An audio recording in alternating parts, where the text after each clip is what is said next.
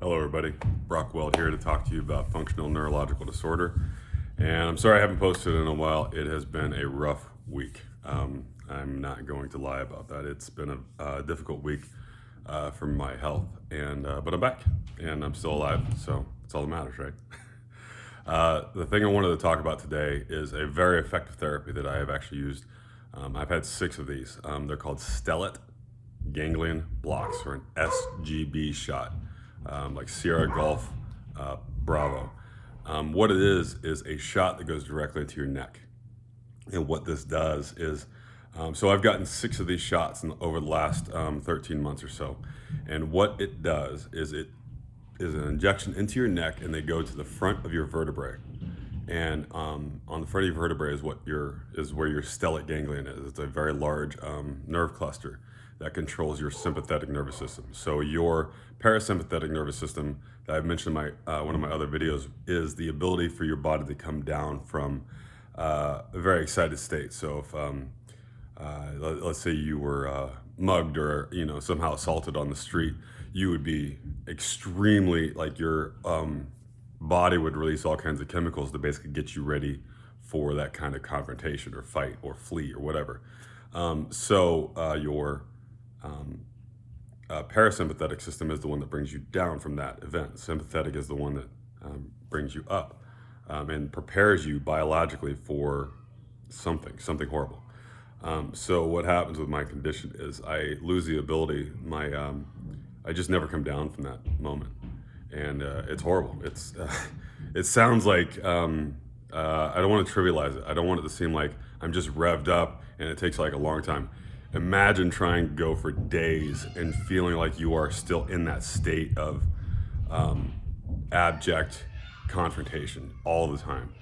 So it's very hard to come down from that. So what the stellate ganglion block does is, instead of trying to raise up the side that won't come up, they're trying to turn off the sympathetic nervous system. And they do that by injecting a anesthetic into your neck. And it's very similar to Novocaine. It's just a numbing agent. But they do have to go all the way into your neck and get to the stellate ganglia, which is right next to your spine. So I have a picture of one of my very first ones. So this is me going to my doctor's office, and they had a model. And so more or less that's where I get it. They go in right here, and they are trying to get to that red part, more or less. They're trying to get down into there, and they're trying to bathe. They're not trying to inject into the nerve cluster. They're just trying to bathe this whole area right here. I think it's C7, I believe. They're trying to bathe this whole area in an anesthetic. And a lot of people think that it's, this is me playing with the rest of the models in the office. A lot of people think it's more like turning off a light switch. It's really not. But I would describe it like this. Imagine if you had a raging inferno of a fire inside your brain. This does not throw a bucket of water on it. What I would compare it to is more like if you have that raging inferno inside of a sealed container. Obviously the metaphor is inside your brain. You would then just imagine if you could seal that room off and just start sucking the oxygen out of it. And that's really a lot more what it's like. It is more like just the oxygen's getting, and the fire just dies. But slowly, over time, it dies, and it helps with pain. So I've had 6 of these. I started out getting them done at UCI, and I then switched over to the VA. So the VA is where I get them now. Ironically, the UCI does it for chronic pain. If you want to, so you want it for that you go to UCI.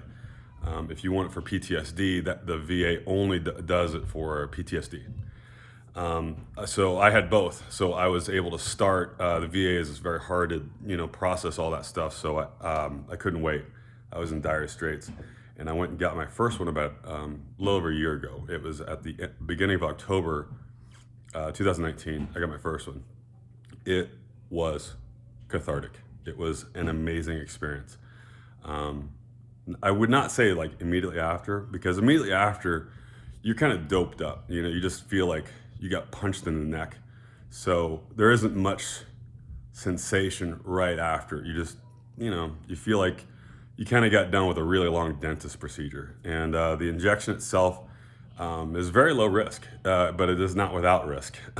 They do have to go right next to your carotid artery, so they do it under guidance, which means they take X-rays and they do it under some kind of ultrasound at the same time. They just want to make sure they do not drop that needle through one of your major arteries or blood vessels. So they are very careful. The people at the VA and at UCI were fantastic, but it does put a lot of pressure on your neck. So if you have a problem with needles, I don't know if it's going to be for you. It is, I wouldn't say it's a huge needle, but it is a hefty needle. They have the stuff they push in there is kind of thick, and they don't want to leave the needle in there any longer, so they use a little bit larger gauge needle from what I can feel. There's also what they call tenting, which is where the needle goes through and every layer it has to go through, because don't forget, it's going all the way into the very, my neck's like this big, it's going almost into the middle, obviously closer to the back. And so every layer it goes through, it's putting more and more pressure on your voice box and more pressure on your throat. So at some point you're gonna stop breathing. So if you have a big problem with that, maybe this isn't for you. But overall, I view it as a semi-painful, but wonderfully beneficial treatment for me anyway.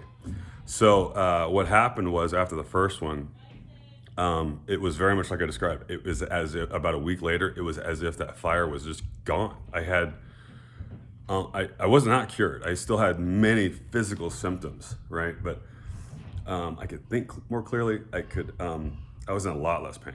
That was for sure. I was in an enormous amount of pain, and it was so high. I truly did not appreciate how much pain I was in until I got that shot.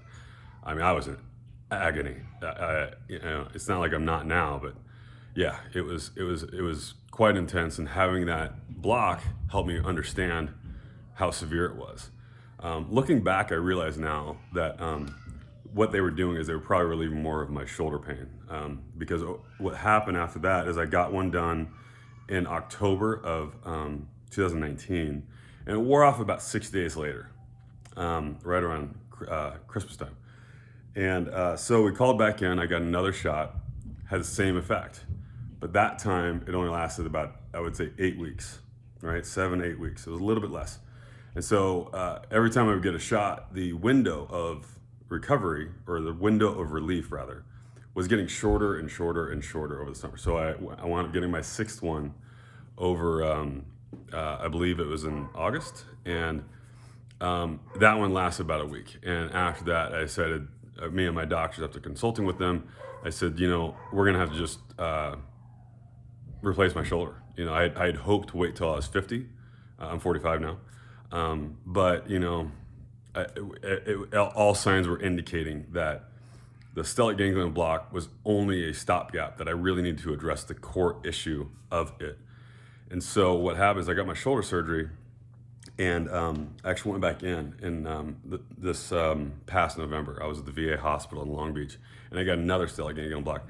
That one all of a sudden became much more effective again, and it was because I replaced my right shoulder. So I think it's really important to mention this, because as you go through functional neurological disorder, really any seizure disorder or anything like that, there are some therapies that will work. And then you'll notice that some of those therapies stop working. Your body's kind of crafty. Sometimes it's basically saying, thank you for the help, but you're not addressing the root problem here. So you have to keep finding it. But what's important here, what I want to make sure you understand is, as you kind of eliminate therapies that don't really work for you, as other therapies kind of give you those breakthrough moments, you might want to consider going back to some of those therapies. So a good example of that would be transcendental meditation, which I got into. I took the classes. I really threw myself into it. It was not good for me. I have to be totally honest. Because of my condition, closing my eyes and sitting in a dark room is like watching 1,000 TVs with every bad thing I've ever done on it.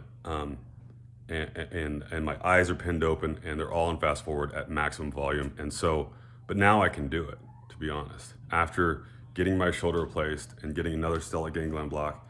And I hope to continue that effort. But the stellate ganglion block was, for me, a very effective therapy. So if you have PTSD, chronic pain, or any other kind of, I think you should just limit it to those two things, because that's the only thing I have experience with. So I don't want to send anybody down the wrong path. But if you have chronic pain or a seizure, some kind of functional neurological disorder, PTSD or anything like that, it helped me. It helped me a ton. And like I said, sometimes it's just about getting that break. It's just about getting that moment of levity so you can recollect yourself, find out what's important, and then keep making a new game plan going forward. That's really your job at that point when you get into chronic illness. I mean, you have to keep, nobody's going to work on this. You know, you think your doctors are, but they're not really working on it unless you're there. And if it's not their specialty, they get kind of upset. You know, doctors kind of get upset when they like, this isn't in my area of expertise, and they kind of want to discard you. But you know, it's very tough trying to find care when you have a condition that is diagnosed through what's missing as opposed to what's there. So it is tough, but keep advocating for yourself. Keep doing research, and if you have any questions, I'm going to post some links below about what a stellate ganglion block. One, nobody knows how to spell it. They always like look at me like I have 10 heads. It's called Stellate Ganglion Block, and there's virtually no side effects. Believe it or not, I found out on my last shot they've been doing this since like the Civil War or something. They just would jam it into their neck and hope for the best back then. Now it's much more sophisticated, but it is a very old and proven method to just turn off your sympathetic, sympathetic nervous system, and at least give you some levity. Some people, it actually winds up being quite permanent. They get a couple treatments and they never need one again. So that's the good news. You know, for you, it might actually be semi-permanent. So I'll post some links down to the VA Stellate Ganglion Block page or info packet, and also the one at UCI, so you can kind of compare and contrast what is involved there. But it's been a great therapy, and as long as you don't give up, don't give in, you are never out of the fight, you'll be just fine, and I'm doing well. So until next time, I'll be back next time to talk about animal therapy, which is really beneficial to me. So until next time, see you later.